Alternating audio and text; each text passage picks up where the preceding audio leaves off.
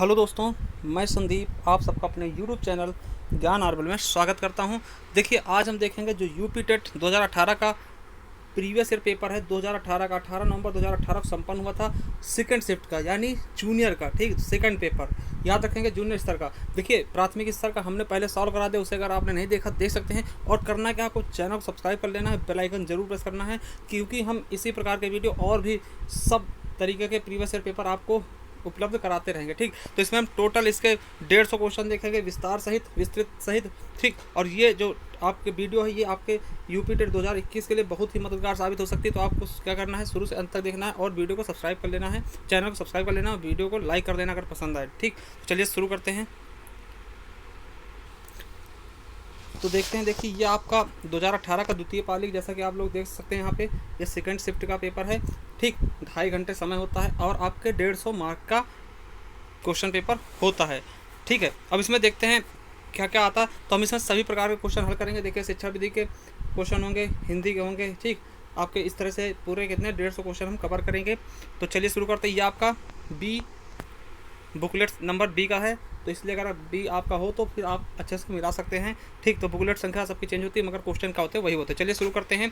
सबसे पहले हम देखेंगे इसमें का पहले पार्ट क्या है हमारा, बाल विकास एवं शिक्षण विधि। तो इससे हम देखते हैं, इसके पहले 30 क्वेश्चन देखेंगे, फिर अन्य 30। इस तरीके से हम 5 पार्ट में 150 क्वेश्चन देखेंगे। चलिए शुरू करते हैं।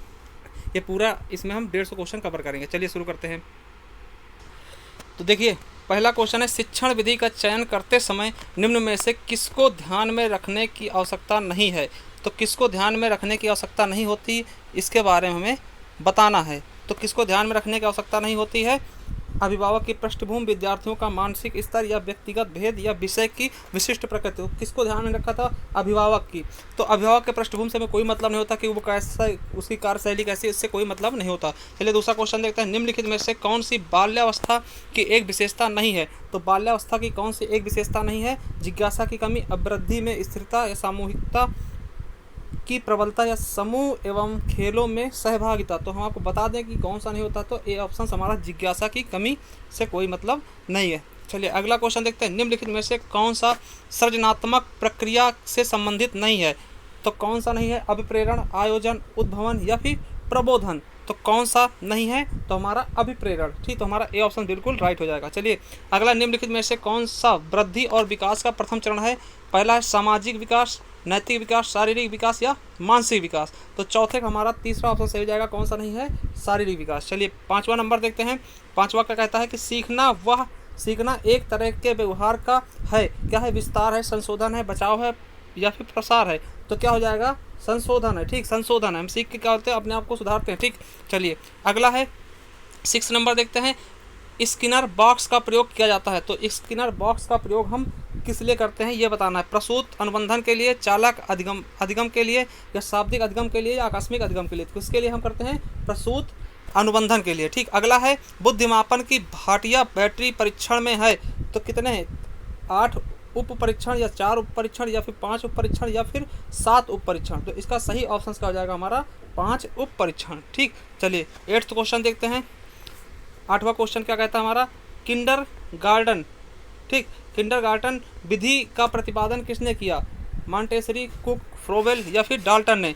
तो किसने किया है, फ्रोबेल ने। ठीक, तो हमारा सी ऑप्शन बिल्कुल राइट होगा। अगला है संकलनात्मक परामर्श के जन्मदाता हैं। कौन है, रोजर्स, विलियमसन, थार्न या इनमें से कोई नहीं। तो कौन हो जाएंगे हमारे, थार्न। हमारा 3 ऑप्शन बिल्कुल ही राइट हो जाएगा। चलिए 10th नंबर देखते हैं। क्वेश्चन 10th क्या कहता है, छात्र के अवांछित व्यवहार के संशोधन है तो सबसे प्रभावी विधि क्या है।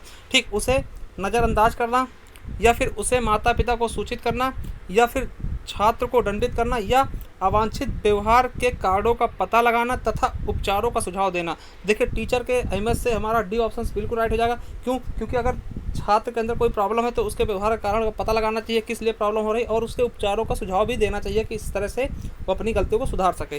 ठीक, चलिए अगला है डिसलेक्सिया संबंधित है। डिसलेक्सिया किससे संबंधित है, गणितीय कौशल संबंधी समस्या से या फिर लेखन संबंधी समस्या से या पढ़ने संबंधी समस्या से या वाक क्षमता संबंधी विकार से। तो किससे संबंधित हो जाएगा हमारा, सी, पढ़ने संबंधी समस्या से। ठीक, चलिए अगला है ब्रेल लिपि एवं टेप रिकॉर्डिंग किसके लिए शैक्षिक प्रावधान के रूप में प्रयुक्त किए जाते हैं। तो देखिए ब्रेल लिपि जो है बहुत इंपॉर्टेंट, ये किसके लिए होता है? दृष्टिबाधित के लिए। जो लोग अंधे होते हैं वो इस लिपि के द्वारा पढ़ाई लिखाई करते हैं, क्योंकि उन्हें दिखता तो है नहीं, वो केवल अनुभव करते हैं, वो डॉट डॉट होते हैं, ठीक, उन्हें डॉट डॉट को छू करके स्पर्श करके वो सब चीज़ सीखते हैं, ठीक। तो किसके लिए होता है? तो हमारा 3 ऑप्शन हो जाएगा दृष्टिबाधित विद्यार्थी के लिए, ठीक। चलिए, इसकी खोज लुई ब्रेल ने की थी, ठीक, अपने नाम पे ये लिपि का आविष्कार किया था। चलिए अगला, CWSN का अर्थ क्या होता है? CWSN का अर्थ क्या होता है? एकांगी आवश्यकता वाले बच्चे, विशिष्ट आवश्यकता वाले बच्चे, या मजबूत आवश्यकता वाले बच्चे, या मृदु आवश्यकता वाले बच्चे। तो हमारा 13 का सही ऑप्शन क्या हो जाएगा? विशिष्ट आवश्यकता वाले बच्चे। चलिए 14 नंबर देखते हैं, निम्नलिखित में से कौन सा परामर्श का एक तत्व नहीं है? विकास, वृत्तिक वृद्धि, साक्षात्कार, या फिर संप्रेषण। तो इसमें से कौन सा नहीं होगा? तो हमारा वृत्तिक वृद्धि, हमारा दूसरा ऑप्शन बिल्कुल ही राइट हो जाएगा। चलिए अगला क्वेश्चन देखते हैं। 15 नंबर क्वेश्चन है हमारा, मनोविज्ञानशाला उत्तर प्रदेश में कहाँ स्थित है? तो मनोविज्ञानशाला उत्तर प्रदेश में कहाँ स्थित है? इसका सही ऑप्शन का हो जाएगा इलाहाबाद, आगरा, लखनऊ और वाराणसी। तो कहाँ पर है ये हमारा, कहाँ स्थित है? तो इलाहाबाद में। हमारा ए ऑप्शन बिल्कुल राइट हो जाएगा। अगला है, जो संबंध स्किनर का चूहों के से एवं थॉर्नडाइक का बिल्लियों से, तो वही संबंध कोलाहल का किससे है? कोहलर का किससे है? तो वो बताना है, मुर्गियों से, बंदरों से, कुत्तों से, या वनमानुषों से। तो इनका संबंध किससे है? तो वनमानुष से, ठीक। चलिए अगला है, अधिगम का पठार है। अधिगम में दोष, अधिगम की समाप्ति, अधिगम में अवरुद्ध वर्धन, या फिर अधिगम में अवरोध। तो हमारा सही ऑप्शन का हो जाएगा 17 का 3 नंबर, अधिगम में अवरुद्ध वर्धन, ठीक। तो हमारा सी ऑप्शन बिल्कुल राइट हो जाएगा। अगला है, द बिहेवियर ऑफ ऑर्गेनिज्म नामक पुस्तक के लेखक कौन है? तो कौन है? हल, पैवलोव, स्किनर, या फिर थॉर्नडाइक। तो कौन हो जाएंगे? इसका सही ऑप्शन का हो जाएगा हमारा स्किनर, ठीक। तो हमारा सी ऑप्शन बिल्कुल राइट हो जाएगा। चलिए अगला क्वेश्चन देखते हैं, छात्रों में सही व्यवहार के प्रशिक्षण हेतु सर्वाधिक महत्वपूर्ण क्या है? दंड, पुरस्कार, प्रशंसा, या सही व्यवहार का प्रस्तुतिकरण। तो कौन सा हमारा सही ऑप्शन होगा छात्रों के लिए? देखिए, उन्हें दंड दिया या पुरस्कार दिया, प्रशंसा दिया जाए, इससे कोई मतलब नहीं है।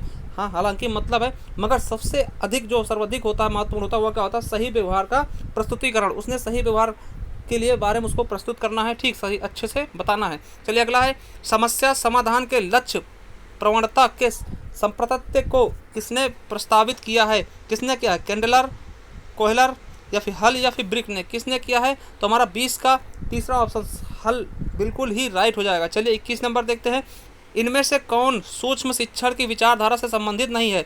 कौन? डेविड ह्यूम, या DW एलन, या फिर बुश, या फिर एचिसन। तो कौन नहीं है ये आपको बताना है। तो कौन संबंधित नहीं है? तो हम बता दें, डेविड ह्यूम इससे संबंधित नहीं है, ठीक।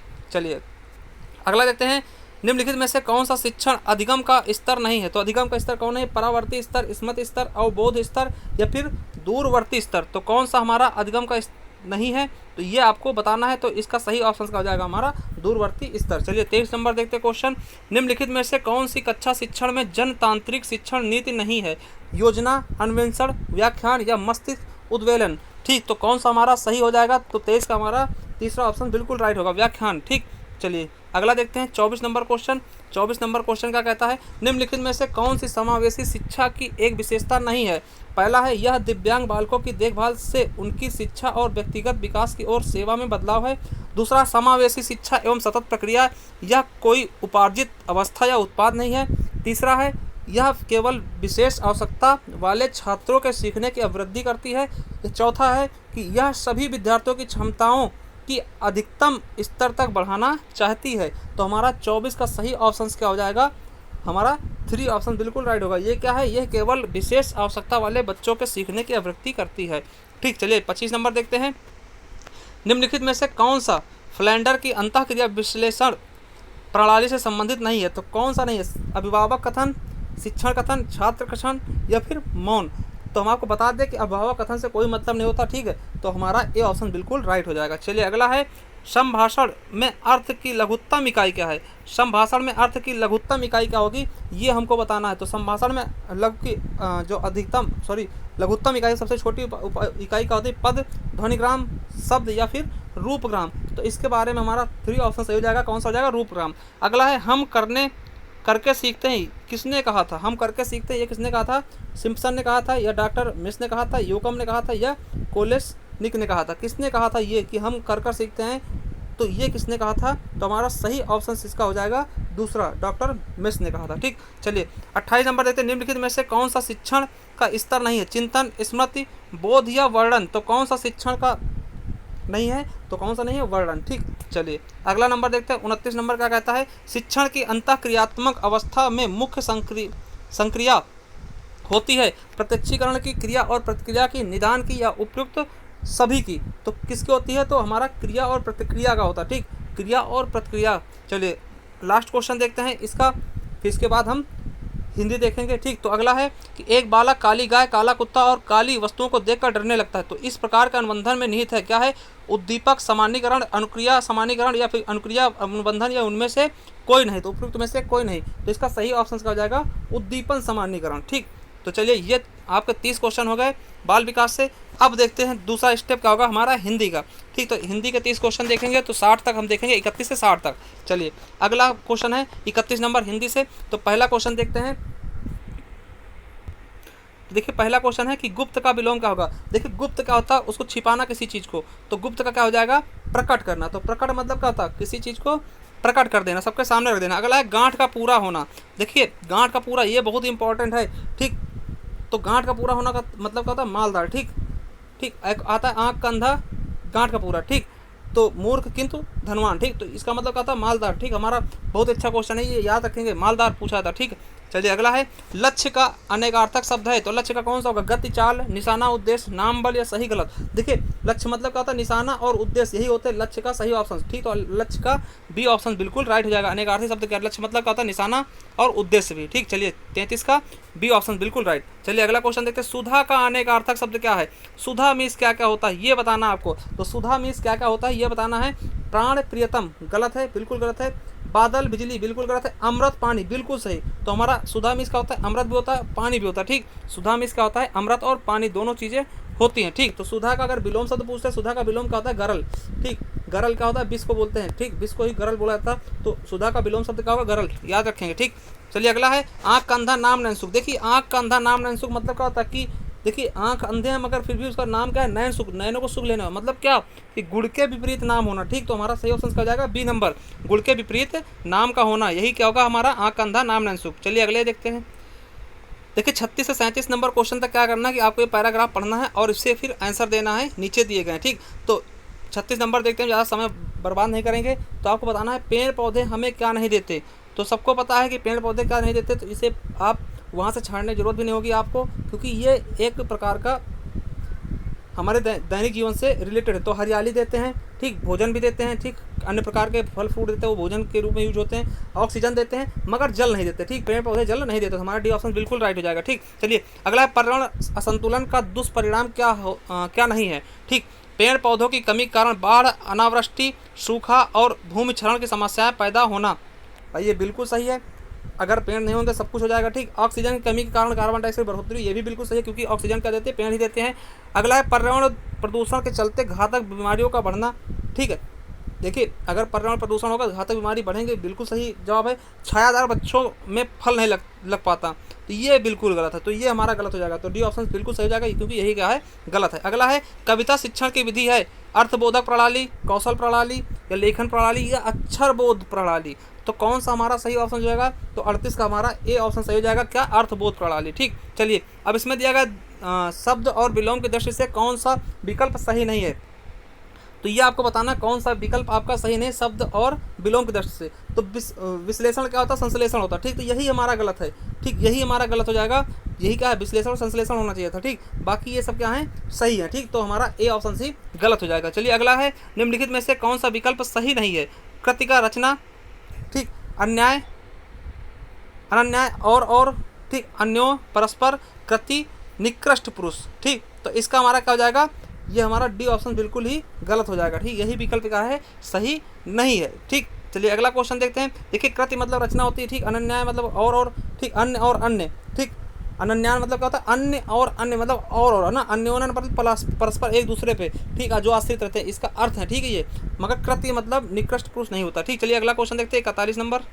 अगला क्वेश्चन है, आए थे हरभजन को ओटन लागे कपास। देखिए किसी काम के लिए आना और वो काम छोड़ करके किसी दूसरे काम में ले जाना, वही क्या होता है, आए थे हरभजन को ओटन लागे कपास। तो हमारा सही ऑप्शन क्या हो जाएगा, डी नंबर, किसी कार्य विशेष की उपेक्षा कर दूसरे कार्य को करना। ठीक, मतलब उसको भूल जाना और दूसरे कार्य को करने में जुड़ जाना। ठीक, अगला है, वाक्य और उसके भेद के संबंधित कौन सा जोड़ा गलत है। नेता ने भाषण दिया और चला गया। देखिए बिल्कुल सही है। संयुक्त तो देखिए रचना की दृष्टि से 3 वाक्य होते हैं, संयुक्त, सरल और मिश्रित वाक्य। तो ये बिल्कुल सही है। देखिए जहाँ पे और, परंतु, किंतु, तथा, एवं, या, अथवा ऐसे सेंटेंस आते हैं वो हमेशा संयुक्त सेंटेंस होता है। ठीक, बच्चा नाश्ता करके विद्यालय चले गए।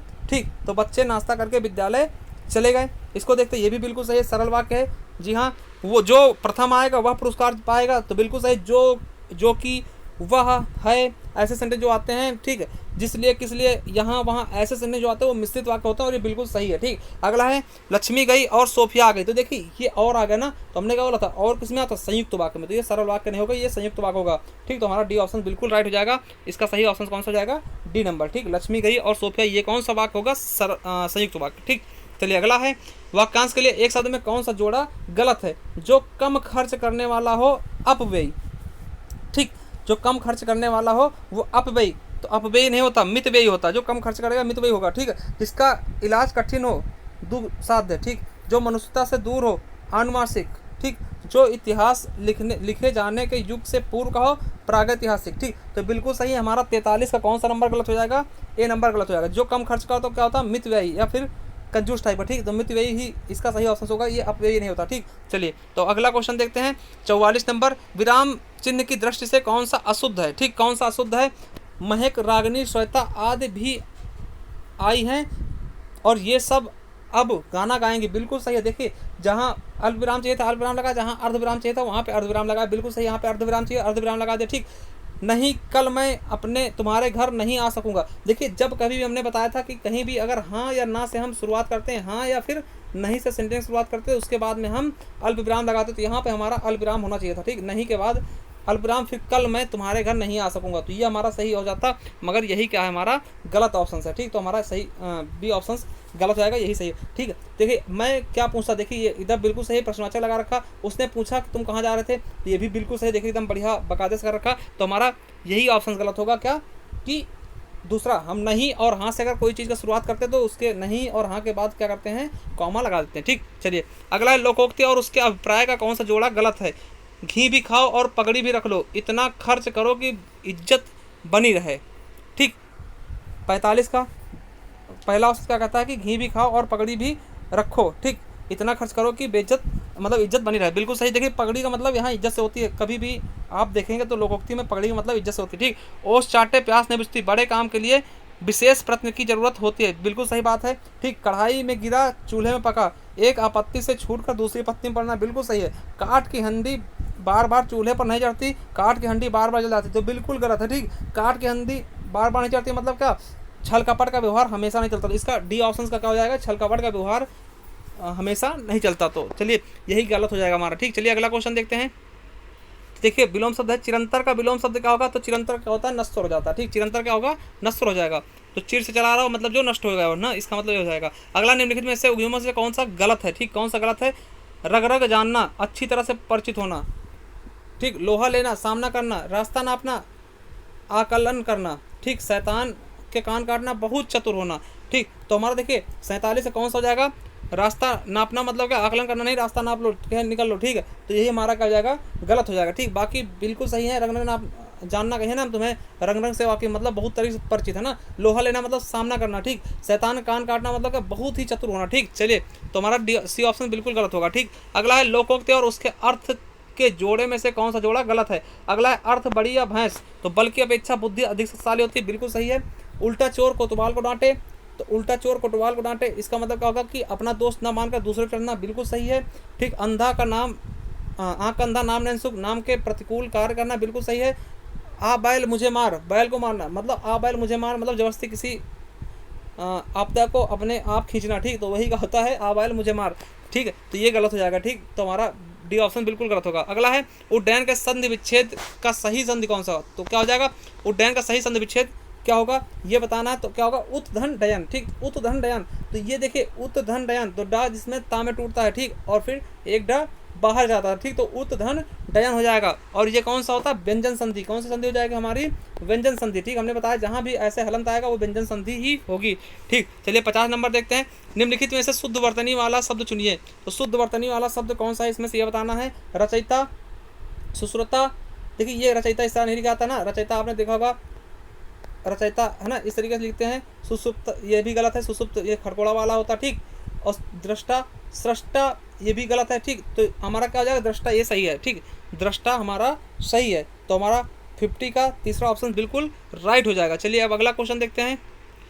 अगला चौराहा में कौन समास है, बहुब्रीहि, द्विगु, तत्पुरुष या फिर कर्मधारय। देखिए जहाँ कहीं भी आपका संख्यावाचक शब्द आएगा तो वहाँ पर आपका द्विगु समास होता है, कुछ उपवाद को छोड़कर, जैसे कि त्रिनेत्र, त्रिलोचन, है ना, उसका मतलब अगर तीसरा अर्थ निकलेगा तो वो बहुब्रीहि में चला जाएगा।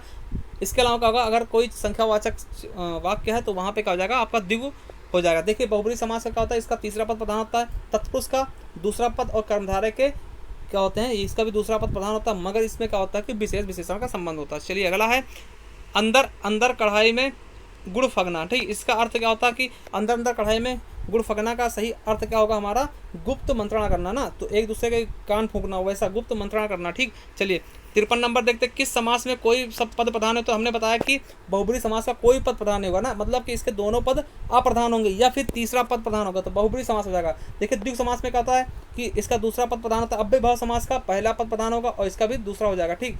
तो याद रखेंगे अव्ययभाव केवल पहला होता है, ठीक, और द्वंद्व के दोनों होते हैं, और बहुब्रीहि का कोई नहीं होता, बाकी सबके क्या होते हैं, अंतिम पद या दूसरा पद प्रधान होता है। चलिए स्वर किसका भेद है, तो स्वर किसका भेद है, वर्ण का, संधि का, समास का, लिंग का। तो आपको पता होगा कि वर्ण के दो भेद होते हैं, स्वर और व्यंजन। तो क्या हो जाएगा हमारा वर्ण, ठीक। चलिए अगला क्वेश्चन देखते हैं 55 नंबर। अत्याचार में उपसर्ग है, तो देखिए जहाँ कहीं भी आ के बाद आधा आता है वो हमेशा किस में टूटता है, अति में टूटता है। तो अत्याचार में कहो अतिधन आचार, अत्याचार, ठीक, अतिधन आचार, तो अत्याचार तो हमारा अति हो जाएगा यहाँ पे उपसर्ग। चलिए अगला क्वेश्चन देखते हैं। अगला, जब छात्र शिक्षण की भाषा का अनुकरण करे तो उससे कहते हैं, तो क्या कहते हैं, अनुकरण का सिद्धांत कहते हैं, ठीक। क्या कहते हैं, अनुकरण का सिद्धांत। अगला है, अंबर पनघट में डूबो रही तारा घट उषा नागरी में कौन सा अलंकार है, तो यहाँ पर देखिए उसको रूप दे दिया गया, ठीक। तारा को घट का, उषा को नागरी का, अंबर को पनघट का रूप दिया गया, इसलिए यहाँ पे क्या हो जाएगा, रूपक अलंकार। देखिए उपमा में क्या होता है, सासी से सरिस ऐसे सेंटेंस आते हैं। यमक में क्या होता है, दो शब्द एक शब्द एक से अधिक बार आता है और उनके अर्थ अलग अलग होते हैं, जैसे कनक कनक से सौ गुनी वाला, ठीक। उत्प्रेक्षा में क्या होता है, जनु जानो मन मानो, ऐसे सेंटेंस यहाँ कहीं दिखे नहीं, तो हमारा सही ऑप्शन क्या हो जाएगा, रूपक, ए नंबर बिल्कुल सही होगा। चलिए 59 नंबर देखते हैं। उष्म व्यंजन कौन से होते हैं, देखिए उष्म व्यंजन कौन से होते हैं, सासा साहा, ठीक, सासा साहा, तो ये 4 होते हैं, 4 उष्म व्यंजन की संख्या होती है, ठीक। तो यही हो जाएगा हमारा डी ऑप्शन। उष्म या संघर्षी व्यंजन भी इनको कहते हैं, ठीक। अब बात देखिए, ये क्या है आपके वर्गीय व्यंजन है, यारा लावा, ये क्या है आपके अंतस्थ व्यंजन। तो याद रखेंगे अंतस्थ व्यंजन कितने होते हैं, ये भी 4 होते हैं, कौन से होते हैं, यारा लावा, ठीक। और ये कौन से हैं, ये मूर्धा है, ठीक, ये मूर्धा है, ठीक। ये भी क्या है, अंतस्थ व्यंजन, मगर इनके क्या है, सॉरी वर्गीय व्यंजन है, मगर ये क्या है, मूर्धा, उच्चारण स्थान का है इनका मूर्धा। चलिए अगला है, मेढक का तत्सम रूप क्या होता है, तो मेढक का तत्सम रूप क्या होता है, मंडूक, ठीक। क्या बोलते हैं, मंडूक, याद रखेंगे, हमारा दूसरा ऑप्शन बिल्कुल राइट होगा। अगला है, दिग्गज का संधि विच्छेद का, दिक धन गज, देखिए ये आपका क्या है, व्यंजन संधि, तो इसमें क्या होता है, दिग्गज, तो गा जो है वो अपने का वर्ग, जो पहले वर्ग के पहले अक्षर में टूट जाएगा, तो देखिए दी, और जो गा है आधा वो क्या हो जाएगा, का में टूटेगा, वो भी आधे में, ठीक। तो प्लस क्या हो जाएगा, गज बचाइए, तो गज हो जाएगा, दिक धन गज, ठीक। तो हमारा इसका आपका कौन सा ऑप्शन सही हो जाएगा, तीसरा ऑप्शन बिल्कुल सही हो जाएगा। देखिए हमने हिंदी देख लिया, अब आगे चलते हैं, आगे क्वेश्चन देखते हैं, ठीक। तो देखिए अब हम देखेंगे संस्कृत का पार्ट, ठीक। संस्कृत पार्ट देखेंगे, संस्कृत, तो देखिए पहला है वयम हसामा, ठीक। ये क्या है, इसका सही ऑप्शन कौन सा हो जाएगा, हमारा 61 का सही ऑप्शन क्या हो जाएगा, हमारा ए ऑप्शन, ठीक। अस्याभि हस्यते, ठीक। तो हमारा सही ऑप्शन का जाएगा पहला। चलिए दूसरा देखते हैं, 20 फल का अनुवाद होगा, 20 फल का अनुवाद क्या होगा, इसका हमारा सही ऑप्शन क्या हो जाएगा, विसंति फलानी, विसंति फलानी, ठीक। तो हमारा सही ऑप्शन का हो जाएगा 62 का पहला, ठीक, विसंति फलानी, ठीक। चलिए अगला क्वेश्चन देखते हैं, तीसरा नंबर देखते हैं, 100 पुरुष का अनुवाद, 100 पुरुष का अनुवाद क्या होगा, तो 100 पुरुष का अनुवाद हमारा क्या हो जाएगा, शतम पुरुषः, ठीक। तो हमारा सी ऑप्शन बिल्कुल राइट हो जाएगा, ठीक। थोड़ा हम जल्दी जल्दी करते रहेंगे क्योंकि वीडियो जल्दी थोड़ा छोटी बने, ठीक, नहीं तो बहुत ज़्यादा बड़ा हो जाएगा, जिससे आप लोगों का भी मन विचलित होगा, ठीक। चलिए विश्रामा पद में उपसर्ग है, तो विश्रामा पद में क्या उपसर्ग है ये आपको बताना है। तो देखिए विश्व, वी और विश्व या फिर विश्र, तो हमारा 64 का सही ऑप्शन क्या हो जाएगा, दूसरा वी हो जाएगा ना, वी हमारा सही ऑप्शन हो जाएगा बी। ठीक, चलिए अगला है पितृ शब्द का द्वितीय एक वचन रूप है, तो पितृ शब्द का द्वितीय और एक वचन रूप क्या होगा हमारा, पितरम। ठीक, तो हमारा सही ऑप्शन क्या हो जाएगा 65 का तीसरा। चलिए अगला क्वेश्चन देखते हैं। तो देखिए नदी शब्द का सप्तमी एक वचन रूप क्या होगा, तो नदी शब्द का सप्तमी एक वचन रूप क्या होगा, नद्दाम। ठीक, तो चलिए अगला क्वेश्चन देखते हैं।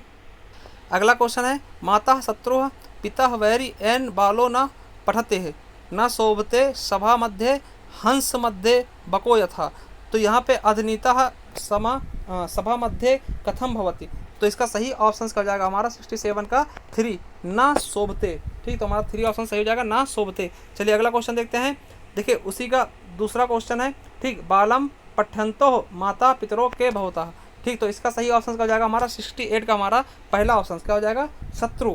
ठीक, शत्रु हो जाएगा। चलिए अगला क्वेश्चन देखते हैं 69 नंबर, यद्यपि मैं संधि विच्छेद का यदि धन अपि।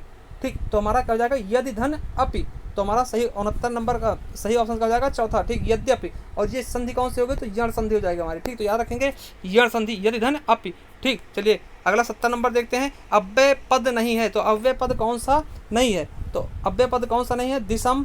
तो हमारा दिसम क्या है, दिशा का, ये हमारा अव्यय पद नहीं होगा। ठीक, तो हमारा पहला ऑप्शन क्या हो जाएगा सही हो जाएगा दिसम। ठीक, अगला है गत्यापि में संधि कौन सी होगी, तो गत्यापि में संधि कौन सी होगी ये आपको बताना है। तो इसका सही ऑप्शन क्या हो जाएगा पूर्व रूप संधि। कौन सा हो जाएगा, पूर्व रूप। चलिए अगला क्वेश्चन देखते हैं।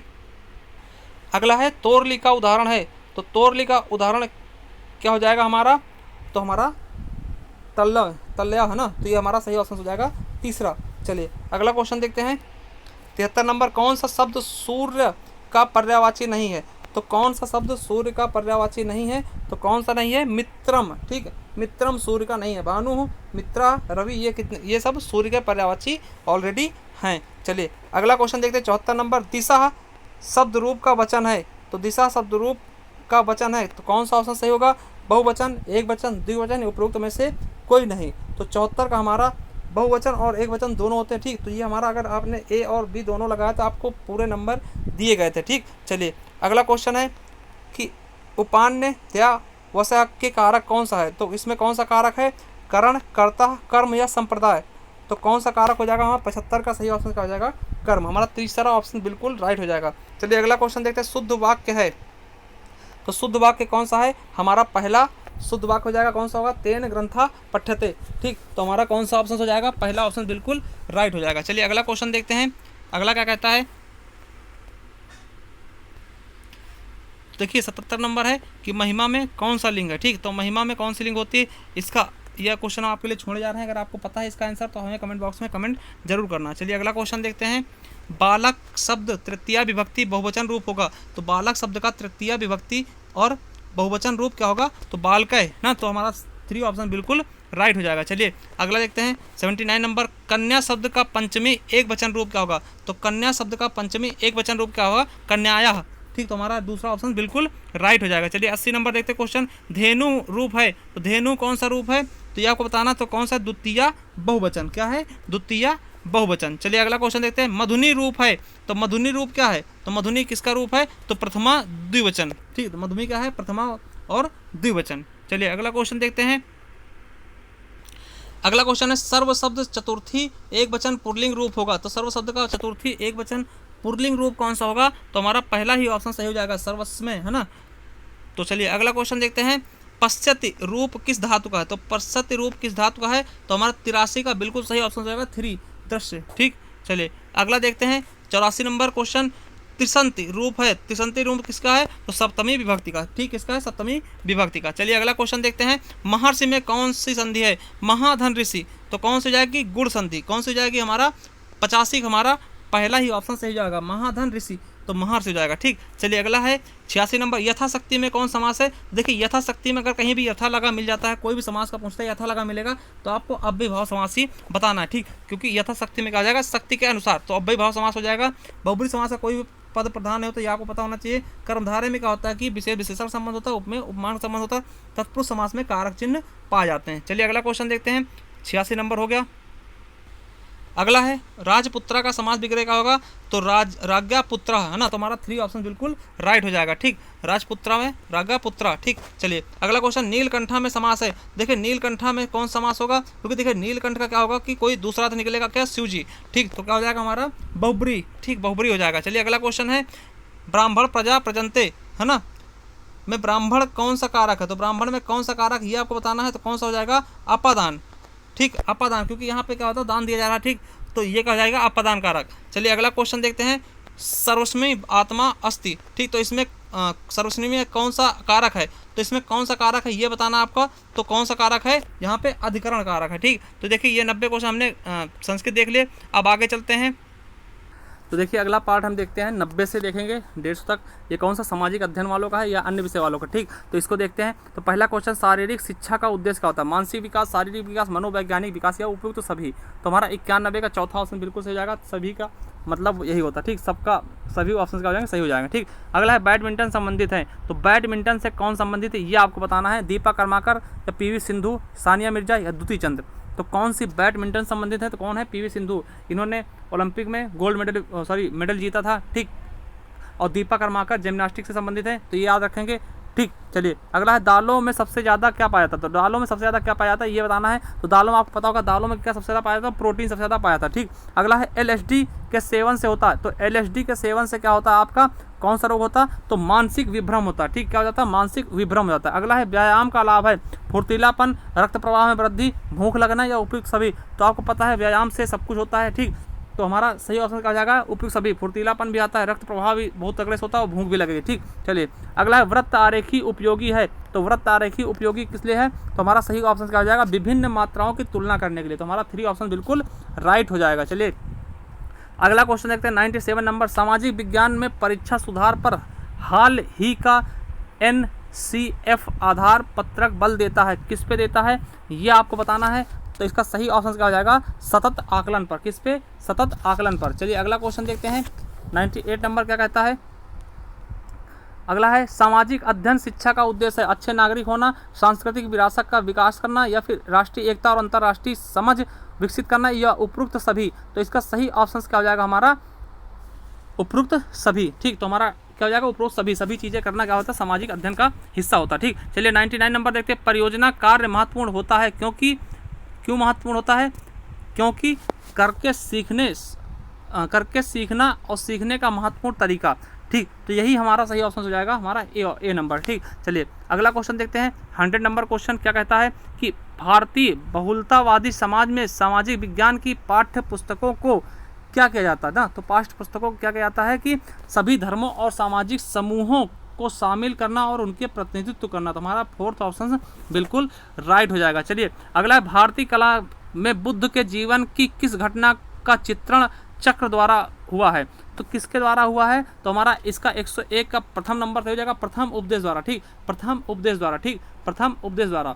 ठीक, महाभिनिष्करण किसको बोलते हैं, कि जब उन्होंने ग्रह त्याग किया था, और महापरिनिर्वाण किसको बोलते हैं, उनके मृत्यु को महापरिनिर्वाण बोलते हैं। ठीक, तो याद रखेंगे। अगला है गौतम बुद्ध का जन्म लुम्बिनी में हुआ था, इसकी पुष्टि किसके अभिलेख से होती है, तो इसकी पुष्टि किसके अभिलेख से होती है, हर्ष, अशोक, समुद्रगुप्त या पुलकेशिन द्वितीय। तो किसके, अशोक के अभिलेख से। ठीक, चलिए अगला है निम्नलिखित में से कौन सा स्थल प्रागैतिहासिक चित्रकला के लिए प्रसिद्ध था, कौन सा भीमबेटका, अमरावती, बाग या फिर सांची का स्तूप। तो कौन सा, भीमबेटका। ठीक, भीमबेटका क्या है, ये प्रागैतिहासिक चित्रकला के लिए प्रसिद्ध था। अगला है आत्मीय सभा की स्थापना किसने की थी, किसने की थी, आत्मीय सभा की स्थापना किसने की थी। तो इसका सही ऑप्शन क्या हो जाएगा हमारा, राजा राम मोहन राय ने आत्मीय सभा की स्थापना की थी। ठीक, चलिए अगला है किसके वायसराय काल में भारत की राजधानी कलकत्ता से दिल्ली हुई थी। ठीक, तो आपको बता दें किसके कार्यकाल में हुआ था, तो लॉर्ड हार्डिंग द्वितीय थे उस समय। ठीक, जब कलकत्ता से क्या हुई थी, दिल्ली हुई थी। ठीक, चलिए अगला क्वेश्चन है कि इनमें से किस मुगल सम्राट ने राजा राम मोहन राय को अपने दूत के लिए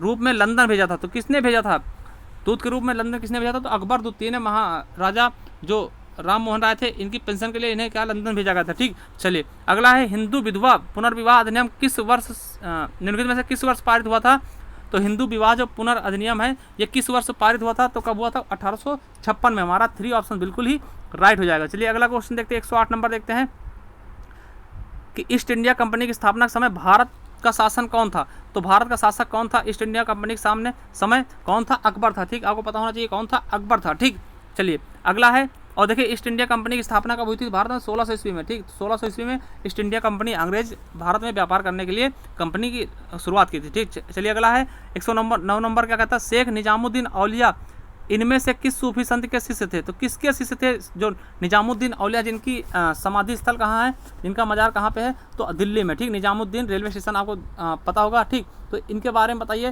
तो किसके थे? तो बाबा फरीउद्दीन गजे सकर के। ठीक, तो किसके हैं? तो हमारा 3 ऑप्शन बिल्कुल राइट हो जाएगा। चलिए अगला है, इन बादशाहों में से कलंदर के नाम से कौन जाना जाता था? कलंदर के नाम से कौन विख्यात था? अकबर, हुमायूं, बाबर या फिर शाहजहां? तो किसे कलंदर के नाम से जाना जाता था? तो किसको? बाबर को कलंदर की उपाधि दी गई थी। चलिए अगला है, निम्नलिखित में से किस राज्य में 2011 की जनगणना में जनसंख्या का ह्रास हुआ था? देखिए एकमात्र राज्य ऐसा था जहां पे जनगणना बढ़ने के बजाय, जनसंख्या बढ़ने के बजाय क्या घटी थी? कौन सा था वो? नागालैंड था। ठीक, चलिए अगला क्वेश्चन है, हैदराबाद किस नदी पे स्थित है? किस नदी किनारे हैदराबाद स्थित है? तो इसका सही ऑप्शन क्या जाएगा? मूसी। ठीक, याद रखेंगे, मूसी नदी किनारे हैदराबाद स्थित है और ये कई बार पूछा जा चुका। अगला है, कोयला एक प्रकार का उदाहरण है।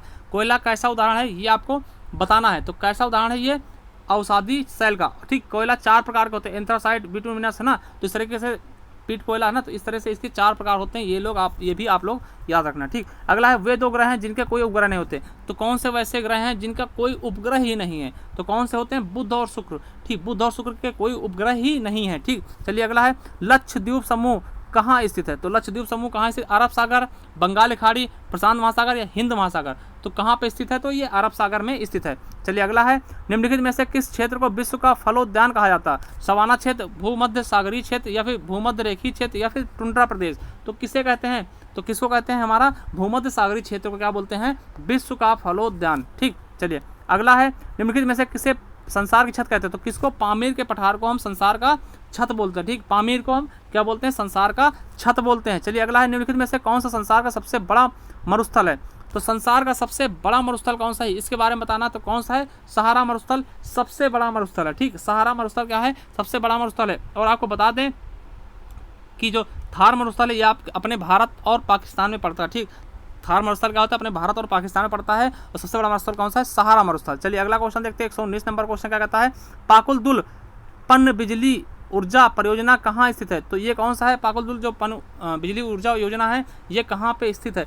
तो इसका सही ऑप्शन क्या हो जाएगा? जम्मू कश्मीर में है। ठीक, जम्मू कश्मीर में। अगला है, निम्नलिखित में से कौन सी एक रोपड़ फसल नहीं है? कौन सी रोपड़ फसल नहीं है इसके बारे में बताना। तो कौन सी नहीं है? गेहूँ। देखिए रोपड़ फसल क्या होता है? पहले उसको छोटे छोटे उसमें उगाया जाता है, जैसे फिर उसको रोपा जाता है। जैसे कि आपने धान की खेती देखी होगी, उसको क्या करते हैं? पहले बेड़ करते हैं, फिर उसके क्या करते हैं? फिर रोपते हैं। ठीक, तो ऐसी चीज़ें कलम करके कहीं रोपते हैं जैसे। ठीक, तो इस तरीके से वो नहीं की जाती हो ना, तो वही क्या है? गेहूँ ऐसे डायरेक्ट बो दिया जाता है ना। अगला है, नाटो का मुख्यालय कहाँ है? तो नाटो मुख्यालय कहाँ? लंदन में, ब्रुसेल्स में, पेरिस में या फिर न्यूयॉर्क में? तो नाटो का जो आपका वो है तो कहाँ है? ब्रुसेल्स में है। ठीक, इसका मुख्यालय कहाँ है? ब्रुसेल्स में है। ठीक, चलिए अगला है, भारतीय संविधान की 8वीं सूची में कितनी भाषा का उल्लेख है? तो कितनी भाषा है? टोटल 22 भाषा है, जिसमें इंग्लिश शामिल नहीं है। ठीक, याद रखेंगे, अंग्रेजी को इसमें कोई दर्जा नहीं दिया गया है। टोटल 22 भाषाएं शामिल है 8वीं अनुसूची में। ठीक, चलिए अगला है, निम्नलिखित में से कौन सा एक भारतीय संविधान की प्रस्तावना का भाग नहीं है? प्रजातांत्रिक, समाजवाद, धर्म निरपेक्षता या संघात्मक? ठीक, संघात्मकता। तो कौन सा इसमें शामिल नहीं है? तो कौन सा होगा? संघात्मकता, ये शामिल नहीं है। अगला है, सामाजिक अध्ययन के शिक्षण में सबसे महत्वपूर्ण सहायक साधन कौन सा है? कार्य निर्धारण, व्याख्यान, श्रव्य दृश्य या फिर वाद विवाद? तो कौन सा इसमें सही हो जाएगा? तो हमारा श्रव्य और दृश्य। ठीक, देखना और सुनना। ठीक, चलिए अगला है, उच्च प्राथमिक स्तर पर कौन सा विषय सामाजिक अध्ययन से सम्मिलित नहीं है? तो कौन सा सम्मिलित नहीं है इसको बताना है। तो हमारा 3 ऑप्शन बिल्कुल सही हो जाएगा, दर्शन शास्त्र। ठीक, अगला है, संविधान सभा के स्थायी अध्यक्ष कौन थे? तो संविधान सभा के स्थायी अध्यक्ष कौन थे? तो डॉक्टर राजेंद्र प्रसाद। तो हमारा ए ऑप्शन बिल्कुल ही राइट हो जाएगा। देखिए अस्थायी अध्यक्ष पूछता तो कौन से हो जाएंगे? सच्चिदानंद सिन्हा। तो हमारा ठीक है, तो हमारा कौन सा हो जाएगा? अगर अस्थायी पूछता तो बी ऑप्शन होता, और पहला पूछा स्थायी तो हमारा कौन सा होगा? डॉक्टर राजेंद्र प्रसाद जी। चलिए अगला है, राष्ट्रपति के अनुपस्थित में उसके समस्त कार्य किसके द्वारा किए जाते हैं? जब राष्ट्रपति का होता अनुपस्थित होता तो उसके जो भी कार्य होते हैं वो किसके द्वारा किए जाते हैं? तो हमारा किसके द्वारा किए जाएंगे? उपराष्ट्रपति द्वारा। अगर उपराष्ट्रपति भी नहीं होगा तो कौन करेगा? भारत का मुख्य न्यायाधीश। ठीक, चलिए अगला क्वेश्चन है, निम्नलिखित में से किस नाविकीय संधि का भारत सदस्य है? तो किसका सदस्य है ये आपको बताना है। तो हमारा 128 का ए ऑप्शन से हो जाएगा। पीटी बीटी का। ठीक, तो अगला क्वेश्चन देखते हैं 129 नंबर। देखिए थोड़ा जल्दी करते रहेंगे क्योंकि जल्दी का हो जाए, जल्दी इसको समेटा जा सके। ठीक, अगला है हाल ही में कहाँ शांति स्थापना हेतु भारतीय सैनिकों को संयुक्त राष्ट्र पदक मिला है? तो कहाँ मिला है संयुक्त राष्ट्र पदक? तो हमारा कहाँ पे? दक्षिणी सूडान में। चलिए अगला क्वेश्चन है, निम्नलिखित में से कौन सा संयुक्त राष्ट्र संघ का अभिकरण नहीं है? संयुक्त राष्ट्र शैक्षणिक, वैज्ञानिक और सांस्कृतिक संगठन है, या विश्व स्वास्थ्य संगठन, या खाद्य और कृषि संगठन, या अंतर्राष्ट्रीय न्यायालय? तो हमारा 130 का सही ऑप्शन क्या हो जाएगा? चौथा, अंतर्राष्ट्रीय न्यायालय। ये अलग चीज़ है। ठीक, चलिए अगला देखते हैं, कौन सा उर्वरक किसान खाद के नाम से जाना था? कौन सा उर्वरक किसान खाद के नाम से जाना जाता है? तो कौन सा? Calcium ammonium nitrate. ठीक, इसे किसान खाद के नाम से जाना था। अगला 1 हेक्टेयर सेंटीमीटर में पानी की कुल मात्रा होगी, तो कितनी पानी की कुल मात्रा होगी? तो कितनी हो जाएगी? हमारा 1 लाख लीटर। ठीक, तो क्या हो जाएगा? 1 लाख लीटर। चलिए अगला है, केला का कायिक प्रवर्धन होता है, तो केला का कायिक प्रवर्धन क्या होता है? पत्ती द्वारा, तने द्वारा, बीज द्वारा, या शकर द्वारा? तो 133 का हमारा चौथा हो जाएगा, किसके द्वारा? शकर द्वारा। अगला है 133 का हमारा चौथा ऑप्शन सही हो जाएगा। ठीक, अगला 134 देखते हैं, निम्नलिखित में से कौन सा उर्वरक तीव्र आर्द्रताग्राही होता है? तो कौन सा होता है? यूरिया। ठीक, यूरिया क्या होता है? तीव्र आर्द्रताग्राही होता है। चलिए अगला है, खेत में हरी खाद वाली फसल की पलटाई की उपयुक्त अवस्था कौन सी होती है? तो हरी खाद जो खाद होती है, हरी फसल वाली जो होती है, उसकी पलटाई की उपयुक्त अवस्था कौन सी होती है? फूल आने के पश्चात की अवस्था, या प्रारंभिक अवस्था, या फूल आने से पूर्व की अवस्था, या फिर परिपक्व की अवस्था? तो हमारा 135 का सही ऑप्शन क्या हो जाएगा? फूल आने से पूर्व की अवस्था। चलिए 136 नंबर देखते हैं, फल के रस से चीनी की सांद्रता मापी जाती है, तो किससे न मापी जाती है? तो रिफैक्ट्रोमीटर से। ठीक, रिफैक्ट्रोमीटर से क्या होता है? चीनी की सांद्रता नापते हैं, किसमें? फल के रस में। ठीक, चलिए अगला है 137 नंबर देखते हैं, जेली बनाने की पेक्विन का मुख्य कार्य क्या होता है? तो ये क्या करता है? फलों के रस का थक्का बनाना। ठीक, तो हमारा यही ऑप्शन सही हो जाएगा, ये क्या करता है? फलों के रस का थक्का बनाता है। ठीक, अगला है, टमाटर का लाल रंग किस रंजक के कारण होता है? तो किसके कारण होता है टमाटर का लाल रंग? तो किसके कारण होता है? लाइकोपिन के कारण होता है। ठीक, लाइकोपिन के कारण क्या होता है? टमाटर लाल होता है। ठीक, क्लोरोफिल के कारण पत्तियां हरी होती हैं। ठीक, चलिए अगला देखते हैं, नेक्स्ट क्वेश्चन देखते हैं, नींबू में प्रचुर मात्रा होती है, नींबू में प्रचुर मात्रा किसकी होती है? साइट्रिक अम्ल, मौलिक अम्ल, या फिर एसिटिक अम्ल, या फिर टार्ट्रिक अम्ल? तो सबसे प्रचुर मात्रा में क्या होता है हमारा नींबू में? तो क्या होता है? साइट्रिक अम्ल मिलता है। ठीक, साइट्रिक अम्ल। मैलिक अम्ल किसमें मिलता है? तो आपका सेब में मिल जाता है। ठीक, टार्ट्रिक अम्ल इमली में। ठीक, एसिटिक अम्ल आप लोग जानते होंगे। ठीक, अगला है, केंद्रीय एगमार्क प्रयोगशाला कहाँ अवस्थित है? तो केंद्रीय एगमार्क जो प्रयोगशाला है वो कहाँ अवस्थित है? तो नागपुर में। कहाँ है? नागपुर में। अगला है, अचल स्वर कौन से हैं? तो अचल स्वर कौन से हैं ये बताना आपको, तो कौन से हो जाएंगे? सा और पा। ठीक, अगला है, राग यमन किस थाट से उत्पन्न है? तो राग यमन किस थाट से उत्पन्न है? तो कल्याण से। किससे है? तो कल्याण से। ठीक, चलिए अब देखते हैं, संगीत में समान गति के सतत प्रवाह को क्या कहते हैं? देखिए जो एक सतत प्रवाह होती है, एक तरीके से बोलते हैं उसको क्या बोलते हैं? लय के साथ में गाओ ना, तो हमारा डी ऑप्शन बिल्कुल राइट हो जाएगा। अगला है, गामा पा नी नी सन नी धा पा में पा गामा गामा गा किस राग का स्वर समूह है? तो किसका है? देखिए स्वर संगीत से है क्वेश्चन, तो 144 का हमारा कौन सा ऑप्शन सही हो जाएगा? तो हमारा 144 का राग विहाग का है। ठीक, चलिए अगला है, झंडा ज्ञान विजयी विश्व तिरंगा प्यारा झंडा ऊंचा रहे हमारा, इसके रचयिता कौन थे? तो इसके रचयिता कौन थे? इसके बारे में बताना। कौन थे? श्यामालाल गुप्ता, जो पार्षद इनका निक नेम था। ठीक, तो श्यामलाल गुप्ता जी हैं। ठीक, चलिए अगला है, थायराइड से निकलने वाला हार्मोन्स कौन सा है? तो थायराइड से कौन सा हार्मोन्स निकलता है? कौन सा हार्मोन स्रावित होता है? तो कौन से? थायरॉक्सिन। ठीक, थायराइड से थायरॉक्सिन। चलिए अगला है, जल के माध्यम से भोजन पकाने की विधि निम्नलिखित में से कौन सी है? तो जल के माध्यम से भोजन पकाने की विधि कौन सी होती है? तो ये आपको बताना। तो ये भी एकदम क्या है? सिंपल है। तो उपयुक्त सभी द्वारा क्या करते हैं? हम जल से भोजन को पका सकते हैं। ठीक, अगला, ढोकला बनाने की प्रयुक्त विधि कौन सी होती है? तो एक चीज़ बता दें, ढोकला किस प्रकार से बनाते हैं? खमीरीकरण से ना, ये जो बैक्टीरिया, ठीक, खमीरीकरण के द्वारा जैसे कि ब्रेड बनाया था उस तरह से ढोकला भी बनाया था। अगला है, 2 वर्ष से 6 वर्ष की आयु के को क्या कहते हैं? जो 2 वर्ष से 6 वर्ष के आयु के बच्चे होते हैं उनको क्या बोलते हैं? किशोरावस्था, या फिर शैशवावस्था, या प्रौढ़ावस्था, या फिर बाल्यावस्था? तो 149 का हमारा तीसरा ऑप्शन सही हो जाएगा, बाल्यावस्था। ठीक, अगला है और लास्ट क्वेश्चन है, जल प्रदूषण का कारण है। जल प्रदूषण का क्या कारण होता है? मनुष्य के क्रियाकलाप, या बढ़ती जनसंख्या, या कीटनाशक, या उपयुक्त सभी? तो जल का प्रमुख कारण क्या हो जाए? उपयुक्त सभी। ठीक, जल प्रदूषण सभी लोग करते हैं भाई, मनुष्य बढ़ती जनसंख्या जो है वो भी कर रहे हैं। मनुष्य क्रियाकलाप क्या करते हैं? हम लोग गंदे जो फिर फैक्ट्री का पानी होता है वो हम नदियों में डाल देते हैं, तो क्या होगा?